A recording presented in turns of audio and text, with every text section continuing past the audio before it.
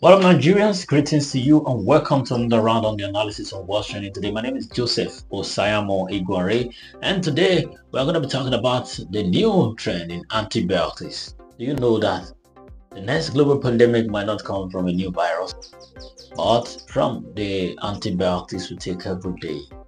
The World Health Organization has just raised the alarm, and the news is quite frightening. Well, the World Health Organization, WHO, has warned that antibiotic resistance is growing faster than science can respond. This means the same medicines that once cured common infections are slowly becoming useless. According to the WHO's new Global Antibiotic Resistance Surveillance Report 2025, 1 in every 6 bacterial infections worldwide no longer respond to standard antibiotic treatment. That is what we are talking about. Between 2018 and 2023, antibiotic resistance increased by up to 15% every year in some major bacteria. Well, in simpler terms, infections like pneumonia, urinary tract infections, and even gonorrhea are becoming harder, sometimes impossible to treat. In Africa, where we belong, the situation is serious. 1 in 5 infections is now resistant to antibiotics, and in some part of Asia and in the Middle East, it's even worse. 1 in 3.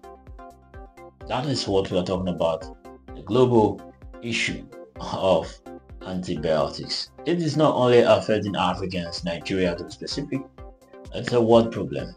And the WHO Director General, Dr. Tedros Ghebreyesus, warned that antimicrobial resistance is outpacing modern medicine.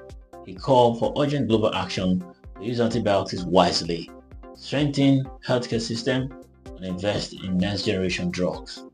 That is coming in from the Director General of the WHO, the World Health Organization.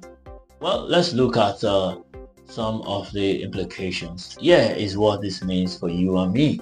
Common infections could once again become deadly. Routine surgeries or childbirths could become high risk. Developing countries like Nigeria may suffer most because our health system still struggle with proper diagnosis and drug regulations. This isn't just a health issue, it is an economic time bomb. Prolonged illnesses mean higher hospital costs, lower productivity, and a heavier burden on families and governments. Well, my message to you listening out there, antibiotic resistance is a man-made, and that is the good news. We can still fight it by avoiding self-medication. A lot of people, when they are sick, they just recommend antibiotics for themselves without a doctor's prescription. Completing prescribed dose, some will take to some extent and they don't finish it. Supporting stronger health policies and surveillance will also go a long way to help us in this growing threat.